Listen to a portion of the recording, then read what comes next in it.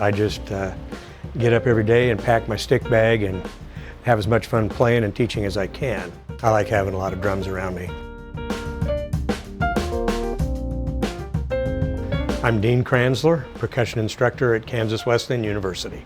I started teaching here, I believe, in 1999. Just had a couple private students and been here ever since. First thing I really remember was watching the Indian hoop dancers in Manitou Springs, and I remember the guys sitting around playing on a large powwow drum, and I was just amazed with that. I was probably about 3, maybe 4 years old. I've had great influential people. I had the pleasure of having a lot of great band teachers and great colleagues over the years. In all the colleges I've taught in, there's been a lot of good support from the other faculty. Midnight Flyer, that was a band led by Jack Trice. So the main band was Paul, Leon, Jack, and I. And that group was together in that configuration for about 5 years, I think. With the Salina Symphony, I was a freshman student at Marymount. I started playing in the symphony, and I've been doing it ever since. Oh, that was a real honor. I was really humbled by that and totally surprised. It was a great honor, and I know there's a lineup of really good people in there, so it feels really good. As my teaching started, I was, I believe, a senior in high school, and I had been studying from a local drummer named Ron Wise for many years. Then Ron was leaving for college, and to my surprise, he gave me the opportunity to take over 6 of his private students at that time. That was never really in my plan, but I immediately enjoyed doing that and have been teaching ever since. If I had added up the college students and private students, I know for a long time I was seeing about 100 students a week. And that was, for probably about 30 years.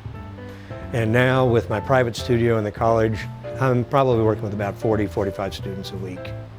The relationships with former students and their successes really makes, I guess, my time and effort feel worthwhile. And so when they finally get to a level where they're out on their own doing the stuff they want to do, that's what makes me feel good. When I first started playing, bands were a really common thing. If you had an instrument and a way to haul it, you were in a band. I remember talking to some other musicians, and we counted that many Saturday nights in Salina you could find 25 different places that had live bands playing. A lot of churches have really rocking bands now. The Salina Symphony has grown tremendously, and I think there's still just about as many people playing. The beautiful thing by being involved in percussion is that you can participate in just about every style of music, whether it's classical music, jazz, rock, drum corps world, which I was involved with for many years.